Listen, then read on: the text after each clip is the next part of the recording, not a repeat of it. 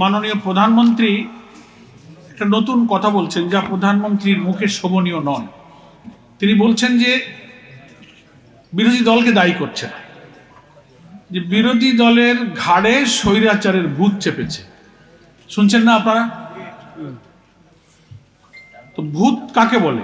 গ্রামে গঞ্জে আমরা ছোটবেলা থেকে ভূত একটা ভৌতিক শব্দ আমরা বুঝি, যে ভূতে ধরা মানে যে লোকটা ইমব্যালেন্সড হয়ে যায়, যে লোকটা হিতাহিত জ্ঞান হারিয়ে ফেলে, ভালো মন্দ কোনটা তা বোঝে না, ঠিক বেঠিক বিচারবোধ হারিয়ে ফেলে, যেখানে যা না তাই বলে তোরে ভূতে ধরেছে। অবশ্য উনি নিজের কথার ব্যাখ্যা দিয়েছেন যে বিরোধী দলকে কেন ভূতে ধরেছে, তার ব্যাখ্যা দিতে গিয়ে বগুড়ার জনসভায় গিয়ে উনি বললেন যে আমরা যে জুলাই সনদ স্বাক্ষর করেছি আমরা অক্ষরে অক্ষরে বাস্তবায়ন করব, কিন্তু বিরোধী দল এ ব্যাপারে জনগণকে ভুল বোঝাচ্ছে এবং বিভ্রান্ত করছে।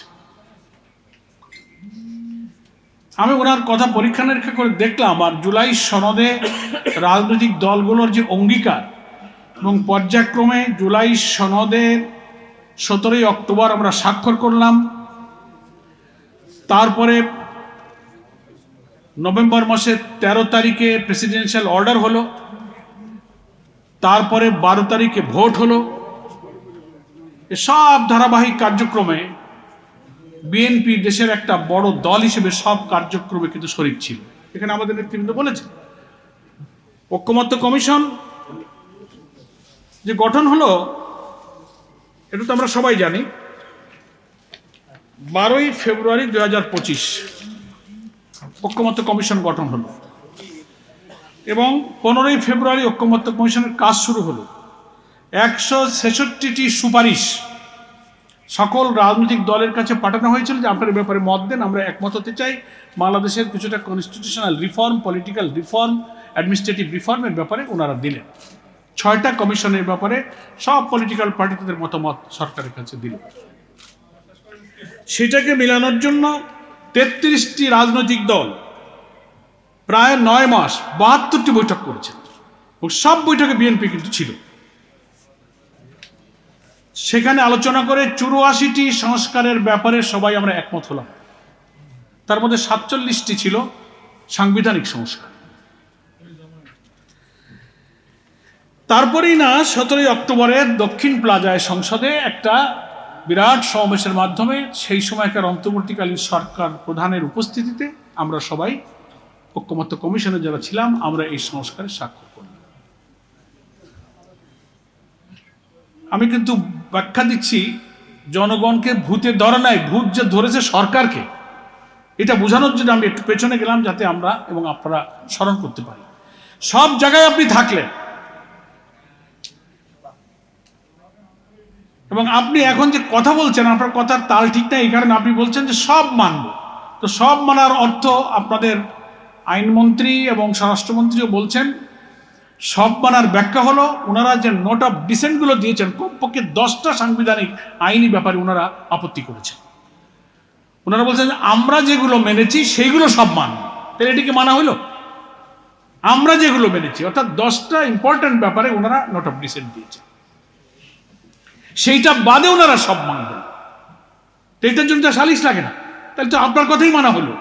বাইরে এই নোট অফ ডিসেন্ট তো জামাত ইসলামীও দিয়েছে, অন্যান্য ইসলামী দলও দিয়েছে, অনেক ব্যাপারে বিভিন্ন দল কিন্তু নোট অফ ডিসেন্ট দিয়েছে। তা আমরা তো সেই নোট অফ ডিসেন্টের ব্যাপারে শক্ত হয়ে বসে থাকিনি। ঐকমত্য কমিশনের যে 84টি বিষয়ে আমরা একমত হয়েছি তার 8টা 10টা ইম্পর্টেন্ট ব্যাপারে বিএনপি নোট অফ ডিসেন্ট দিয়ে বলে। নোট অফ ডিসেন্ট কি? What is called note of dissent? Dissent মানে হচ্ছে আপত্তি। আপত্তি, তা আপত্তি অর্থ কি? 33টা রাজনৈতিক দলের অধিকাংশ একমত হয়ে গেলে একটা দুইটা দল যদি তার সাথে ভিন্ন মত পোষণ করে সেটা একটা নোট অফ ডিসেন্ট, অর্থাৎ দ্যাট ওয়াজ রেকর্ডেড। এটা রেকর্ড থাকবে যে আপনি এটার ব্যাপারে ভিন্ন মত দিয়েছেন, এটা একটা রেকর্ড হওয়ার ব্যাপার। তার অর্থ এই না যে আপনি সকলের অধিকাংশের সিদ্ধান্ত মানবেন না। নোট অফ ডিসেন্টের অর্থ তারা দুনিয়ার সমস্ত সংবিধান বিশেষজ্ঞ, পৃথিবীর নানান পশ্চিমা দেশ, ব্রিটেন গণতন্ত্রের দেশ বলে পরিচিত সব জায়গায় আপনি নোট অফ ডিসেন্টের ব্যাখ্যা নেবেন। তাদের কথা হচ্ছে একটা মিটিংয়ে, একটা ফোরাম, একটা অথরিটি যদি 10 জন বসে, তো একটা লোক যদি ভিন্ন মত পোষণ করে তার ভিন্ন মতটা ওখানে রেকর্ড করে রাখা, এটাই রেকর্ড হয়ে থাকবে।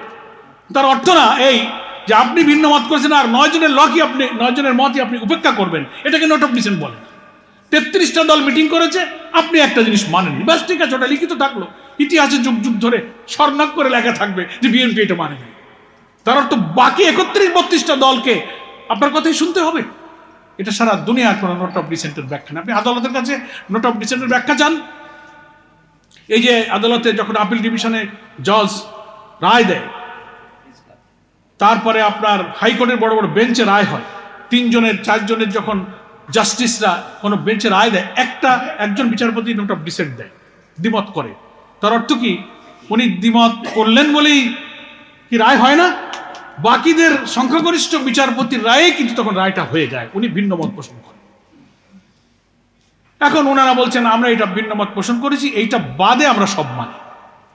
জনগণের কাছে ওনারা শুভঙ্করের ফাঁকি বলছে আমরা সব মানে বুঝা, তাহলে ওনারা জনগণকে বিভ্রান্ত করছেন, ভূত ওনাদের ধরেছে যে তাহলে জনগণ ভুল করতেছে। কিন্তু ভুল যে আপনারা করছেন, আপনারা আপনাদের কথার উপরে ঠিক থাকছেন, বরং জনগণ বলতেছে যে আপনি যে নোট অফ ডিসেন্ট দিয়েছেন, কখন দিয়েছেন? ঐক্যমত্য কমিশনের বৈঠক চলাকালে দিয়েছেন। সেটা 17ই অক্টোবরের এই বইতে লেখা আছে। তার 1 মাস পরে যে প্রেসিডেন্সিয়াল অর্ডারটা হয়েছে, সংবিধান সংস্কার আদেশ নিয়ে একটা রাষ্ট্রপতির আদেশ হয়েছে, সে আদেশটা কবে হয়েছিল? 13ই নভেম্বর, তার গেজেট আছে। সেইখানে বলা আছে একই দিনে গণভোট হবে, জাতীয় ভোট হবে। সেই আদেশের ভিত্তিতে আমি পড়ে শোনাই যে ওনারা যে ভুল বোঝাচ্ছেন জনগণকে, যে গেজেটে গণভোটের আদেশটা জারি হয়েছিল, সংসদ নির্বাচন অর্থ এই আদেশ জারির অব্যবহিত পরে অনুষ্ঠিত জাতীয় সংসদের সাধারণ নির্বাচনকে বুঝাবে, গেজেটের এই দফাতে বলা হয়েছে। আর গণভোট অর্থ এই আদেশ জারির অব্যবহিত পর অনুষ্ঠিত জাতীয় সংসদ নির্বাচনের দিন এই আদেশ অনুসারে গণভোট অনুষ্ঠিত হবে। আমরা ওই দিন বিএনপির এই ফাঁকিটা বুঝেছিলাম, যেটা আজকে নেতৃবৃন্দ বললেন যে গণভোটটা আগে হতে হবে। আগে হলে এই প্যাচটা কিন্তু লাগলো না। আগে হলে তখন এই সংবিধান সংস্কারের আদেশের জন্য গণভোটের রায় যখন হায় জয়যুক্ত হলো, তখন রাষ্ট্রপতিকে এই সংস্কার পরিষদের অধিবেশন তখন আহ্বান করতে হতো। তারপরে এই জুলাই সনদের রায়টা আইনি ভিত্তি পেত, তফসিলে অন্তর্ভুক্ত হতো, তারপরে জাতীয় নির্বাচনে ভোটটা হতো, যারা মেজরিটি আসতো তারাই সরকার গঠন করত। ওনাদের মধ্যে এই অন্তরে ফাঁকি ছিল যে এটা আগে হইলে এই জটিলতা হবে, তখন সংবিধান সংস্কার পরিষদ গঠন হবে, বৈঠক ডাকতে হবে, জুলাই সনদ পাস হবে, তখন আমাদের আর কোনো পথ থাকবে না। এই জন্য ওনারা আগে কিন্তু এই গণভোটটা করতে দেন না। অথচ আমরা তখন 8 দল ছিলাম, জামাত ইসলামী সহ সবাই বলেছিলাম যে না, গণভোটটা আমাদের আগে করে নেই। আজকে প্যাচ লাগানোর জন্য ওনারা সবাই মিলে অন্তর্বর্তী সরকার যুক্তি দেখালেন, টাকা পয়সা খরচ হবে, 2 বার ভোট করার দরকার কি, একদিনে দেন। আমরা বলেছিলাম আগে দেন, তাহলে গণভোটের ব্যালটে কি কি বিষয় থাকছে জনগণ ভালো করে বুঝুক, দেখে শুনে তার মতামত দিক। সব নিয়ে গেলেন আপনারা একদিন। এখন ওনারা এই 8টা গুরুত্বপূর্ণ ইস্যুতে একমত নয় বলে ওইটা বাদ দিয়ে মানবেন, তো ওটা বাদ দিলে কি হয়? ওই কর্তৃত্ববাদী, ফ্যাসিবাদী, দুর্নীতিবাদ যে সরকারকে আমরা বিদায় করেছি, সংবিধানের গুরুত্বপূর্ণ 10টা সাংবিধানিক বিষয়ে ওরা আপত্তি করেছেন। এবং এটা যদি এই জুলাই সনদে ঐক্যমত্য কমিশনও একমত হয়েছে, ওনারা বাদে আমরা একমত হয়েছি, এটি যদি না মানা হয় তাহলে এই সংস্কার, এই জুলাই সনদের কোনো মূল্য হবে না। আবার সেই রাষ্ট্র কিন্তু কর্তৃত্ববাদী ফ্যাসিবাদের দিকে যাবে। আমি সেই 10টা পয়েন্ট একটু বলি ছোট্ট করে, যে কি কি ওনারা মানছেন। এই জুলাই সনদ যে প্রকাশিত বইটাতে আপনারা পাবেন, আমি শুধু পয়েন্টটা দিই। প্রথমে ওনারা মানতে চাচ্ছেন না, 10টা ইম্পর্টেন্ট পয়েন্ট বলি, নোট অফ ডিসেন্ট। একটা হচ্ছে প্রধানমন্ত্রী যদি উনি হন কেউ, তাহলে তিনি দলীয় প্রধান থাকতে পারবেন না। সবাই একমত হয়েছে, ওনারা এটা মানবেন, কারণ দলীয় প্রধান না থাকলে দলকে তো নিজের মত মতো গাইড করা যায়, কর্তৃত্ব। সেকেন্ড, তত্ত্বাবধায়ক সরকারের ব্যাপারে যে ব্যাপারে আমরা একমত হয়েছি, তার একটা সিস্টেমের ব্যাপারে ওনারা আপত্তি করেছে, সে পদ্ধতির ব্যাপারে ব্যাখ্যা সাপেক্ষ। উচ্চ কক্ষ যেটা আপার হাউসের সবাই বলেছে পিআর পদ্ধতিতে হতে হবে, ওনারা নোট অফ ডিসেন্ট দিয়েছে। পিআর পদ্ধতি তো আমরা সবাই বুঝি, প্রপোর্শনাল রিপ্রেজেন্টেশন সিস্টেম, সংখ্যানুপাতিক পদ্ধতিতে। আমরা যে ভোট পেয়েছি বিরোধী দল, সেই ভোটের ভিত্তিতে উচ্চকক্ষের 100 আসন ভাগ হবে। তাহলে আজকে দেখা যাচ্ছে যে আমরা প্রায় 40-42টা আসন পেয়ে যেতাম বিরোধী দল, ভাগ হতো। এখন ওনারা বলছেন যে না, এটা প্রাপ্ত আসন সংখ্যার ভিত্তিতে উচ্চকক্ষের আসন বন্টন হবে, তাতে তার অর্ধেক 21-22টার বেশি বিরোধী দল পাবে না, তাহলে ওখানে ওনারা বাকি 80টা পেয়ে যাবেন, ওখানে মেজরিটি হবেন, যা ইচ্ছা তাই করতে পারবেন। এই জন্য ওনারা এই উচ্চকক্ষের পিয়ার পদ্ধতিতে ওনারা নোট অফ ডিসেন্ট দিয়েছেন। আর্টিকেল 70 গঠনতন্ত্রের সংবিধানের যে ইম্পর্টেন্ট একটা আর্টিকেল, যে একজন member of parliament floor cross করতে পারবেন না অর্থ বিল আর আস্থা ভোট, সেখানে ওরা আরো কিছু বাড়তি বিষয় দিয়ে তার মত প্রকাশের অধিকারটাকে আরো নিয়ন্ত্রণের ব্যাপারে এখানে নোট অফ ডিসেন্ট দিয়ে রাখছেন। আন্তর্জাতিক চুক্তি বা আইন যদি কোনো সরকার করে, তাহলে এই সংস্কার কমিশনের সিদ্ধান্ত হয়েছে যে সেই চুক্তি এবং আইন কোন দেশের সাথে করা হলো, আমেরিকা, ইউরোপ, ভারত, চীন, রাশিয়া, সেই চুক্তিগুলো আপার হাউস এবং লোয়ার হাউস উভয় কক্ষে সেই চুক্তির বিষয়ে সরকারকে বলতে হবে এবং অনুমোদন করতে হবে। এখানে ওনারা নোট অফ ডিসেন্ট দিয়েছেন। তার অর্থ কিছু গোপন চুক্তি ওনারা বন্ধুদের সাথে করবেন, দেশটাকে কি করে বিদেশের কাছে বিক্রি করে দেওয়া যায়, যা আগে হয়েছে। এই 5টা হচ্ছে গুরুত্বপূর্ণ আইনি বিষয়। আর 5টা হলো গুরুত্বপূর্ণ সাংবিধানিক পদে, 5টি পদে নিয়োগের ব্যাপারে ঐকমত্য কমিশন যে সিদ্ধান্ত এবং আমরা একমাত্র সেখানে নোট অফ ডিসেন্ট দিচ্ছেন। দেখেন কি কি পদ। একটা হচ্ছে চিফ জাস্টিস, দেশের প্রধান বিচারপতি নিয়োগের যে পদ্ধতির ব্যাপারে সব দল যা বলেছে সেখানে ওনারা একটা ভিন্ন মত পোষণ করেছে। সুপ্রিম কোর্টের জাস্টিস, সুপ্রিম কোর্টের বিচারক নিয়োগ করতে তার পদ্ধতিতে ওনারা নোট অফ ডিসেন্ট দিয়েছেন। 3, পাবলিক সার্ভিস কমিশন, যেটা সরকারি চাকরি বাকরি ক্যাডার সার্ভিসে যায়, পিএসসি যেটাকে বলে, সেই পিএসসির চেয়ারম্যান নিয়োগের যে পদ্ধতি, সেই কমিশন গঠনের পদ্ধতির ব্যাপারে কমিশনে যা বলেছে আমরা যাতে রাজি হয়েছি, ওনারা তাতে নোট অফ ডিসেন্ট দিয়েছেন। তারপর অডিটর জেনারেল, কন্ট্রোলার জেনারেল, দুর্নীতি দমন কমিশনের চেয়ারম্যান, যেটাকে অ্যান্টি কারাপশন কমিশন বলা হয়। এই 5টা সাংবিধানিক পদ, কনস্টিটিউশনাল পোস্ট, যেটা কর্তৃত্ববাদী শেখ হাসিনা সরকারের সময় ছিল, প্রধানমন্ত্রী যা ইচ্ছা করবেন রাষ্ট্রপতিকে সেই পরামর্শ দেবেন, উনি প্রজ্ঞাপন জারি করে এই 5টা সাংবিধানিক পদে প্রধান বিচারপতি, সুপ্রিম কোর্টের বিচারক, পিএসসি, অডিটর জেনারেল এবং অ্যান্টি কারাপশন কমিশনের এই চেয়ারম্যান নিয়োগ হতো, প্রধানমন্ত্রীর ইচ্ছাই হতো। এখানে সব ঐকমত্য কমিশন হচ্ছে না, এটা হতে পারবে না। এখানে সরকারি দল, বিরোধী দলের প্রতিনিধি থাকবে, জুডিশিয়ারি এবং অন্যান্য কর্মকর্তা মিলে ত্রিপক্ষীয় একটা অ্যাপয়েন্টিং অথরিটি হবে, তারা এখানে বেছে বেছে সার্চ কমিটি করে নিয়োগ দেবে। ওনারা এখানে নোট অফ ডিসেন্ট দিয়েছেন। তার অর্থ হলো কর্তৃত্ববাদী শাসক যখন অত্যাচারী হয়, দুর্নীতিবাজ হয়, দলীয়করণ করে, যে রাষ্ট্রীয় কাঠামোটা থাকলে ওনারা সেটি এখন রাখতে চাচ্ছে। ফাঁকিটা দেখছেন আপনি। আমি আর একটা জবাব চেয়েছি, মাননীয় স্বরাষ্ট্রমন্ত্রী, আইনমন্ত্রী যারা এটার পক্ষে বলেন, জবাব দেন। আপনারা তো হা ভোটে ভোট দিয়েছেন।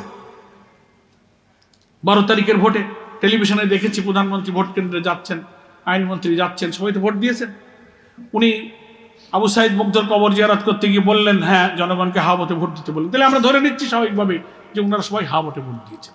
তাহলে হা ভোটে ভোট দেওয়ার অর্থ কি? এই গেজেটের মধ্যে হা ভোটের যে 4টি প্রশ্ন ব্যালটে এখানে আছে, সেই 4টি প্রশ্নে এই 84 সংস্কারের ব্যাপারে বলা আছে, সেখানে নোট অফ ডিসেন্ট নেই। নোট অফ ডিসেন্ট বাদে ব্যালট তৈরি হচ্ছে। তাহলে 5 কোটি মানুষ ভোট দিয়েছে যে ব্যালটে, সেখানে নোট অফ ডিসেন্ট গুলো বিএনপির কাছে ছিল, কাগজে লেখা আছে, কিন্তু গণভোটের ব্যালটে কোনো নোট অফ ডিসেন্ট ছিল না। পড়েন আপনি। তাহলে নোট অফ ডিসেন্ট ছাড়াই গণভোটের ব্যালটে বাংলাদেশের প্রধানমন্ত্রীও ভোট দিয়েছেন, আইনমন্ত্রী ভোট দিয়েছেন, স্বরাষ্ট্রমন্ত্রী ভোট দিয়েছেন। তাহলে হা ভোটে ভোট দেওয়ার অর্থ হলো আপনি 84 সংস্কার মেনে নিয়েছেন। হা ভোটে ভোট দেওয়ার অর্থ হলো 47টি সংস্কার আপনি মেনে নিয়েছেন। সেটা আপনি জনগণকে বলছেন না। আমি বলেছি যে যদি আপনি তার না ভোটে ভোট দিয়ে থাকেন, তাহলে পার্লামেন্টে এসে বলুন যে না, গণভোটে আমি হা ভোটে ভোট দেইনি, আমি নাতে ভোট দিয়েছি, বলুন। তাহলে আমরা এই কথা বলবো না যে আপনি বিচারিতা করেননি, আপনি প্রতারণা করেননি, তা আমরা বলবো। কিন্তু আপনি ওখানে হাতে ভোট দেবেন, আর এখানে এসে 10টা নোট অফ ডিসেন্টের উপর শক্ত থাকবেন। আপনি 5টা সাংবিধানিক সংস্কার মানবেন না, আপনি এই সমস্ত আইন মানবেন না। জনগণকে আপনি এটা গোপন রেখে বলতেছেন আমি অক্ষরে অক্ষরে মানব। তাহলে ভূত কার ঘাড়ে? ভূত সরকারের ঘাড়ে। ফলে অহেতুক বিরোধী দলের উপর ভূত চাপিয়ে দিয়েছে, এই কথাটা বলাটা অনুচিত হচ্ছে। সারা দেশে বিএনপি পার্লামেন্টে যত ভোট পেয়েছে টোটাল করলে প্রায় 3 কোটির মতো ভোট হবে ওনাদের টোটাল। আর গণভোটে কত ভোট হয়েছে? 5 কোটি। তাহলে 5 কোটির আর 3 কোটি, 3 কোটির কাছে কি 5 কোটি পরাজিত হবে? আপনি যদি বলেন যে না আমরা জনগণ ম্যান্ডেট পেয়েছি, আমরা জনগণ রিপ্রেজেন্ট করেছি, ঠিক আছে, যদি ধরেই নিই, যদিও এটা জনগণের সভরেন পাওয়ার না, পার্লামেন্টকে সবাই সভরেন বলে না, সমস্ত আইন বিশ্লেষক, আদালত সবাই বলছে জনগণ হচ্ছে sovereign, will of the people is sovereign, জনগণের অভিপ্রায় হচ্ছে সবচেয়ে সর্বোচ্চ আইন। তো 5 কোটি জনগণ ভোট দিয়ে আপনার নোট অফ ডিসেন্টকে খারিজ করে দিয়েছে। 5 কোটির কাছে 3 কোটি পরাজিত, আপনার নোট অফ ডিসেন্ট গণভোটে টেকেনি। তাহলে আপনাকে কি করতে হবে? এই গণরায়ের প্রতি সুবিচার করতে গেলে, সম্মান জানাতে গেলে, যে ব্যালটে ভোটে আপনি হাতে দিয়েছেন ওই ব্যালটের বর্ণিত সংস্কারগুলো আপনাকে মানতে হবে। তাইলে বোঝা যাবে যে না আপনার কথা আর কাজের ঠিক আছে। আপনি শুধু সহজে বাঙালিকে বুঝাই দেবেন আমরা সব মানবো, মানে জনগণ যেন বিরোধী দলকে ভুল বোঝে, দেখো আমরা সব মানি, ওনারা আবার 11 দল করেন, ওনারা আন্দোলন করবেন, মিছিল করবেন, সেমিনার করবেন, গোল টেবিল করবেন, বিক্ষোভ করবেন, ওনারা মাথা খারাপ হয়েছে। না, মাথা আপনাদেরই খারাপ হয়েছে, আপনারা জনগণ আপনারাই ভুল বোঝাচ্ছেন। সেই জন্য একজন মাননীয় প্রধানমন্ত্রীর পক্ষে এটা শোভনীয় নয় যে এত বড় একটা পার্লামেন্টের অপোজিশনকে আমাদের ঘাড়ে ভূত চেপেছে এই কথাটা বলা। আপনাদের যেমন সংবিধান বিশেষজ্ঞ বিদ্যাপতি লেখাপড়া আছে, পার্লামেন্টে যারা 5 কোটি মানুষকে রিপ্রেজেন্ট করছে তারাও লেখাপড়া শিখে সংবিধান বুঝে ওখানে আছে। বিএনপির মধ্যে সংবিধান বিশেষজ্ঞ, সিনিয়র লয়ার যারা আপনারা ব্যাখ্যা দিচ্ছেন, এর বাইরে একটা বিরাট বাংলাদেশ আছে। বাংলাদেশের বড় বড় সংবিধান বিশেষজ্ঞ, সিনিয়র লয়ার, রাজনৈতিক বিশ্লেষক গোল টেবিল করছে, আলোচনা করছে, মতামত দিচ্ছে, পত্র পত্রিকা ইন্টারভিউ দিচ্ছে। পড়েন, নোট অফ ডিসেন্টের ব্যাখ্যা পড়েন। গণভোটের সাবজেক্টে 5 কোটি রায় দিলে তার পজিশন কি হয়, সার্বভৌমের ব্যাখ্যা পড়েন। জনগণের ভোটে পার্লামেন্ট হয়, জনগণ পাওয়ারকে ডেলিগেট করে, সংবিধান এবং শাসন ব্যবস্থাকে কার্যকর করার দায়িত্বটা এমপিরা পালন করে। কিন্তু রেফারেন্ডামে যখন আমভাবে কোনো বিষয়ের উপরে জনগণ ভোট দিয়ে দেয়, তার অর্থ হলো will of the people is sovereign, জনগণের অভিপ্রায় হচ্ছে সবচেয়ে বড় আইন। ফলে 5 কোটি মানুষের আইনের কাছে আপনার পার্লামেন্ট, আপনি কয়টায় নোট অফ ডিসেন্ট দিলেন, এটা এখন মূল্যহীন। তাহলে আমরা তো একথা বলতে পারি যে রাজনৈতিক যে সংকট আছে, খেলাফত মজলিস যে সমাধানের উপায়, গণরায় বাস্তবায়নের করণীয় মিটিং করছে এত এনার্জি সময় নষ্ট করে, এই সংকট তো আপনারা তৈরি করেছেন। আপনারা যে সংকট তৈরি করেছেন, আপনাদের তৈরি করা সংকট আপনাদের কি সমাধান করতে হবে। এটা আপনারা জনগণের কোর্টে বলটা দেবেন না, এই বলটা আপনার কোর্টে আছে, আপনাকে এটা সমাধান করতে হবে। নতুন করে কোনো ক্রাইসিসের দিকে আপনারা যাবেন না। আশা করি আপনারা ইউটার্ন নিয়ে ফেলেছেন, সোজা ইউটার্ন নিয়েছেন, এবং জনগণের জনদুর্ভোগের, জনগণের সংকটকে ওই শেখ হাসিনার মতো দৃষ্টি এড়াবার জন্য নতুন নতুন ইস্যু সামনে আসতেছে, আপনারা নতুন নতুন কথা বলছেন। জ্বালানি সংকটে দেশ শেষ হয়ে যাচ্ছে, পার্লামেন্টে জ্বালানি মন্ত্রী বলেন না তেলের কোনো অভাব নেই, আবার পেট্রোল পাম্পে তো লম্বা লম্বা লাইন। দ্রব্যমূল্য বাড়ছে, রেমিটেন্স কমছে। 2 মাস যে পারেনি ব্যাংক থেকে 44,000 কোটি টাকা আপনার লোন করেছেন। প্রধানমন্ত্রী আর চারিপাশে যে সমস্ত এমপিরা আছে, সমস্ত বিভিন্ন গবেষণা প্রতিষ্ঠান বলছে শীর্ষ শীর্ষ ঋণ খেলাপিরা আপনার চারিপাশে আছে। হাজার হাজার কোটি টাকা ঋণ খেলাপি পার্লামেন্টে এমপি হয়ে আসছে। আবার ব্যাংকগুলো দখল করে স্বেচ্ছাচারিতা করে দেশের অর্থনীতি যারা ধ্বংস করেছিল, লক্ষ লক্ষ কোটি টাকা বিদেশে পাচার করেছিল, তাদের সাথে গোপনে হাতাত করে সুদবিহীন অর্থনীতির মেরুদণ্ড হিসেবে কিছু ইসলামী ব্যাংক গড়ে উঠেছিল। কম্বাইন্ডলি সেই ব্যাংকগুলোকে ধ্বংস করার দিকে আপনাদের ইচ্ছা মতো যাকে তাকে বাংলাদেশ ব্যাংকের গভর্নর চেঞ্জ করছে, ওকে ওএসডি করো, ওকে বদলি করো, ওকে রিজাইন করো। 2 মাস যে পারেনি সারা দেশে দখল, বদলি, পোস্টিং এগুলো শুরু হয়ে গেছে। এখন এগুলো নিয়ে জনগণ যেন বলতে না পারে, এই জন্য এখন ওই বই একটা হাতে করে নিয়ে জনগণের কাছে ভুল বোঝানোর জন্য এই সমস্ত কথাবার্তা মেহরবানি করে আপনারা বলবেন না। আপনারা জনগণের সংকটটা সমাধান করুন। আইন শৃঙ্খলা পরিস্থিতি চরম অবনতি হয়ে যাচ্ছে। সে আগের মতো আমরা ভেবেছিলাম রাজনীতিতে পরমত সহিষ্ণু হবে, কেউ কারোর উপরে হামলা করবে না, আক্রমণ মারামারি হবে না, মানুষ ডেমোক্রেটিক রাইটকে এনজয় করবে, সংবিধানের সভা সমাবেশ মিটিং মিছিল আর্টিকেল 36, 37, 38 যে সমস্ত অধিকারের কথা বলা হয়েছে এনজয় করবে। সেই বাংলাদেশ বোধহয় নতুন ফিরে পাবো। আল্লাহ, এখনই আপনি বিরোধী দলের মিটিংয়ে বাধা দিচ্ছেন, অফিস হামলা করছেন, ভাঙচুর করছেন। গতকালকে চট্টগ্রামে ইসলামী ছাত্র শিবিরের নেতাদের উপরে আপনারা হামলা করেছেন, ভাঙচুর করেছেন। শিবিরের এক নেতার পায়ের রক কাটা বলেন, শিবির কাটে, পত্রিকায় ছবি আসছে, তার পায়ের রক আপনারা কেটে দিয়েছেন।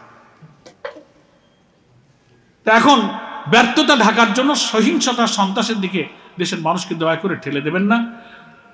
বহু কষ্টে অর্জিত জুলাই অভ্যুত্থানের মধ্য দিয়ে একটা পার্লামেন্ট হয়েছে। পার্লামেন্ট হচ্ছে রাজনৈতিক বিতর্কের জায়গা। আসুন আমরা পার্লামেন্টে এটা সমাধান করি। বিরোধী দলীয় নেতারা, এমপিরা, তারা মুলতবি প্রস্তাবের নোটিশ দিয়েছিল এই সংবিধান সংস্কার পরিষদ গঠনের জন্য। আপনি চাইলে এই আলোচনাটা অ্যাকসেপ্ট করে একটা গঠনের দিকে যেতে পারতেন।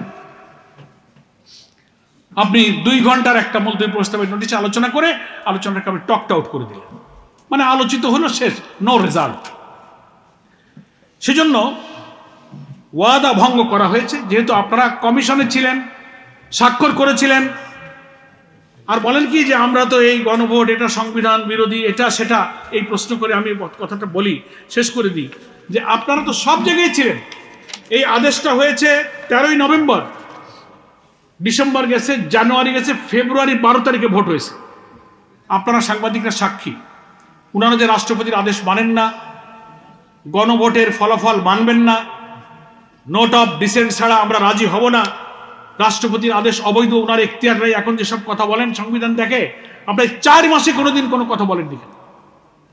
কোথায় সেই 17ই অক্টোবরে আমরা স্বাক্ষর করেছি, আর ফেব্রুয়ারিতে হয়েছে আপনার ভোট। কোনোদিন তো বলেননি যে না, প্রেসিডেন্ট অর্ডার আমরা মানি না, এই সংবিধান সংস্কার পরিষদ আমরা মানি না, এটা বেআইনি, এখানে শপথ নেওয়া যায় না, এটা সংবিধানে নাই। এই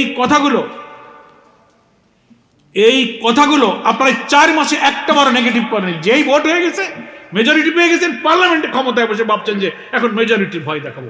আপনার যে আসনের মেজরিটি, এইটা মেজরিটি নয়। 5 কোটি মানুষ ভোট দিয়ে 3 কোটিকে পরাজিত করেছে, ওটি হচ্ছে মেজরিটি, ওটাই মেজরিটি, ওটি হচ্ছে উইল অফ দ্য পিপল।